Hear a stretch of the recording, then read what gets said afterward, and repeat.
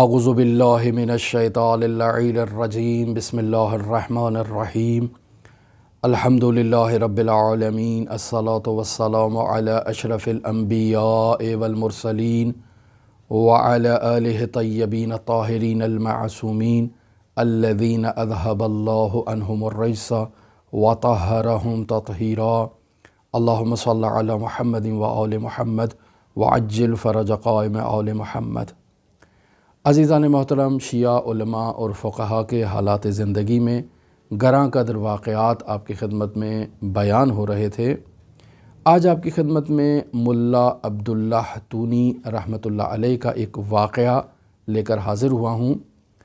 और माजरा कुछ इस तरह से है कि ईरान के एक बहुत बड़े बादशाह जिनका नाम शाह अब्बास है, एक रोज़ ये शाह अब्बास मुल्ला अब्दुल्लाह तूनी के मदरसे में तशरीफ़ ले जाते हैं, मदरसे का विज़िट करने के लिए। तमाम मदरसे की सैर करते हैं, तमाम मदरसा घूमते हैं और इस बात की तरफ मुतवज्जे होते हैं कि मदरसे में तुल्लाबे उलूम दीनिया नहायत कम है। लिहाजा मुल्ला अब्दुल्लाह तूनी से कहते हैं कि आपका मदरसा खाली क्यों है, इतना बड़ा आपने मदरसा बना रखा है और इसमें तालिब इल्म मौजूद नहीं है, क्या वजह है? तो मुल्ला अब्दुल्लाह तूनी कहते हैं कि मैं आपको इसका फिर कभी किसी दिन जवाब दूंगा। अच्छा ठीक है, मसला नहीं है। कुछ ही वक्त के बाद ये मुल्ला अब्दुल्लाह तूनी शाह अब्बास के पास मुलाकात के लिए जाते हैं और इनके दरबार में पेश होते हैं। शाह अब्बास उलमा का बहुत एहतराम करता था। आखुंद मुल्ला अब्दुल्लाह जब शाह अब्बास के पास आए तो उठकर उनका इस्तकबाल किया, एहतराम किया, उन्हें अपने पास बिठाया। नहायत ही गर्म जोशी के साथ शाह अब्बास ने मुल्ला अब्दुल्लाह तूनी को खुशामदीद कहा और फिर जब वो रुखसत होने लगे तो उन्हें कुछ तोहफ़े तहाइफ़ और कुछ इनाम व इकराम देने की ख्वाहिश ज़ाहिर की। मुल्ला अब्दुल्लाह तूनी ने कहा कि मुझे आपसे कोई इनाम व इकराम नहीं चाहिए, आपका बहुत शुक्रिया, आपकी बहुत नवाजिश कि आप मुझ पर कोई एहसान करना चाहते हैं, कोई इनाम देना चाहते हैं, लेकिन मुझे किसी चीज़ की ज़रूरत नहीं है। लेकिन शाह अब्बास ने इसरार किया कि नहीं, मुझे आपको कोई ना कोई इनाम ज़रूर देना है, कोई तोहफ़ा ज़रूर देना है और मैं उसको तोहफ़ा दिए बग़ैर आपको अपने पास से नहीं जाने दूँगा। तो मुल्ला अब्दुल्लाह तूनी ने कहा कि अगर आप मुझे तोहफ़ा देना ही चाहते हैं तो मेरा एक तकाज़ा है, आप उसे पूरा कर दें, मैं आपका नहायत शुक्रगुज़ार होऊंगा। कहा क्या तकाज़ा है? कहा तकाज़ा ये है कि मैं ये चाहता हूँ कि मैं एक सवारी पर सवार हूँ और शहर की सैर करूँ और इस सवारी की लगाम जो है वो आपके हाथों में हो, यानी आप एक सवारी की लगाम थाम कर मुझे सवारी पर सवार करवा के पूरे शहर की सैर करवाएं। मैं देखना चाहता हूं कि आपके शहर में क्या हो रहा है, आपने कैसे इंतज़ामात इस ममलिकत में कर रखे हैं, आपकी निगरानी में देखना चाहता हूं। कहा ठीक है, मसला नहीं है, ऐसा भी कर देते हैं। लिहाजा शाह अब्बास ने मुल्ला अब्दुल्लाह तूनी को बाकायदा सवार किया किसी सवारी पर और ख़ुद उस सवारी की लगाम को अपने हाथों में थाम लिया और उन्हें शहर भर की सैर करवाना चाहते हैं।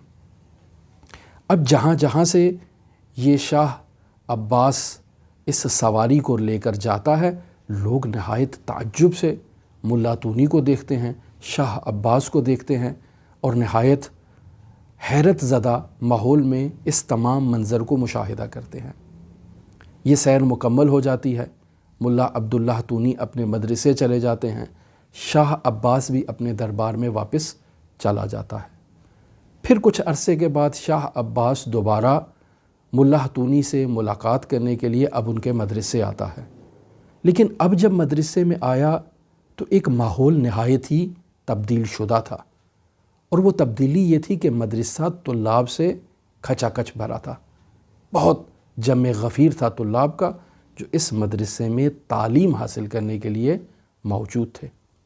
अब शाह अब्बास चूँकि पहले भी इस मदरसे को विज़िट कर चुका था, आज फिर इस मदरसे का وزٹ کرنے کے لیے آیا تھا تو اس کے لیے یہ بات نہایت ہی تعجب آور ہوئی کہ یہ مدرسہ اچانک کیسے اس قدر جمع غفیر سے اور اس قدر طلاب سے کھچا کھچ بھر گیا ہے۔ لہٰذا ملا عبداللہ تونی سے سوال کیا کہ آخوند بتائیں یہ کیا ماجرا ہے، یہ کیا ماجرا ہے کہ آپ کا مدرسہ اس طرح سے طلاب سے کھچا کھچ بھرا ہوا ہے؟ تو ملا عبداللہ تونی نے کہا کہ دراصل ماجرا یہ ہے کہ جب اس شہر کے عوام نے اپنی آنکھوں سے اس منظر کو مشاہدہ کیا کہ مدرسے کے ملا کی سواری کی لگام بادشاہ کے ہاتھوں میں ہے اور بادشاہ ایک عام انسان کی طرح ملا کو سیر کروا رہا ہے، تو لوگوں کے نظر میں ایک عالم کی عظمت، علم کی عظمت اور مقام علم لوگوں کے ذہنوں میں ظاہر ہوا، اور لوگوں نے اس منظر کو مشاہدہ کرنے کے نتیجے میں یہ تصمیم لی کہ ہم بھی اپنے بچوں کو دینی مدارس میں بھیجتے ہیں، تاکہ اسی طرح سے جس طرح آج ملا عبداللہ تونی سواری پر سوار ہے اور شاہ عباس انہیں سیر کروا رہا ہے، کل کو ہمارا بچہ بھی اس قدر علمی بلندیوں پر پہنچے اور اس قدر بلند مقام حاصل کرے کہ پورا معاشرہ تو کیا بادشاہ بھی ان کی خدمت کریں۔ تو یہ علم اور عالم کا ایک مقام اجاگر ہوا ہے آپ کا مجھے سیر کروانے کے نتیجے میں۔ عزیزان محترم، اس واقعے کو دیکھنے سے ہمیں یہ نتیجہ ملتا ہے کہ عین اسی طرح سے جب ایران میں انقلاب اسلامی کامیاب ہوا تو پوری دنیا میں تشیع کا ایک وقار بلند ہوا، ایک تشیع کا چہرہ نہایت ہی روشن، درخشندہ، تابندہ طور پر پوری دنیا میں درخشش کرنے لگا، اور بالخصوص ان میں شیعہ علماء اور شیعہ فقہا۔ لہٰذا انقلاب اسلامی کی کامیابی کے بعد پوری دنیا سے لوگوں نے دینی تعلیم کی حصول کے لیے دینی مدارس میں رجوع کیا تاکہ دینی تعلیم حاصل کی جائے۔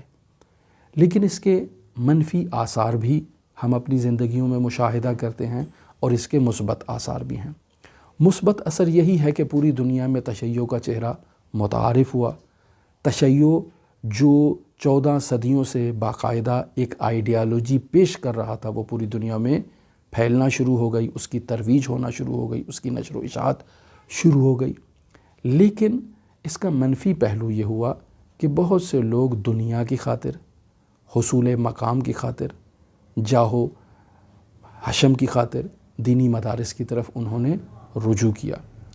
لہٰذا وہ حوزہائے علمیہ کا جو ایک طرۂ امتیاز ہوا کرتا تھا، تقویٰ، پرہیزگاری، وہ آہستہ آہستہ ماند پڑتی گئی، اور لوگوں میں یہی دنیاوی مقام منصب کے حصول کے لیے تعلیم حاصل کرنا یہ ایک مطمع نظر بن گیا۔ جیسا آپ دیکھتے ہیں آج کل کے معاشرے میں جب کوئی انسان اپنے بچے کو تعلیم دلوانا چاہتا ہے تو وہ دیکھتا ہے کہ کون سی فیلڈ میں اپنے بچے کو بھیجے جس کا مستقبل روشن ہو، جہاں اس کو روزگار کے مواقع زیادہ ملیں، جہاں اس کی مادی مشکلات حل ہو جائیں، ایک خوشحال خوش خرم زندگی بسر کر سکے۔ عین اسی طرح سے جہاں دوسرے علوم پر توجہ کی جانے لگی، اسی طرح سے دینی تعلیم پر بھی لوگوں نے توجہ کرنا شروع کر دی کہ بچہ اگر دینی تعلیم حاصل کرے گا تو اس کے روزگار کے مواقع آسان ہو جائیں گے۔ البتہ یہ روزگار کے مواقع والا مسئلہ ہمارے پاکستان اور ہندوستان سے متعلق نہیں ہے، یہ ایران سے متعلق ہے، یا افغانستان سے متعلق ہوگا، یا ممکن ہے عراق سے متعلق ہو، چونکہ وہاں علماء سرکاری پوسٹوں پر فائز ہیں۔ البتہ ہمارے ممالک میں بھی یہ افراد جو باقاعدہ دینی تعلیم حاصل کرتے ہیں وہ سلطان الفاضل کی سند لے لیتے ہیں وفاق المدارس شیعہ پاکستان سے، اور پھر اس بحاف پر کہیں نوکری بھی انہیں مل جاتی ہے۔ یہ بھی ایک دنیاوی تقاضا ہے لوگوں کا۔ لیکن انسان دینی تعلیم حاصل کرے قرب خداوندی متعال کے لیے، انسان اعلیٰ اقدار کے لیے، اعلیٰ اہداف کے لیے دینی تعلیم حاصل کرے اور دینی مدارس کی طرف رجوع کرے، تب جا کر تشیع کا چہرہ اسی طرح سے درخشاں اور تابندہ رہے گا اس عالم اسلام میں۔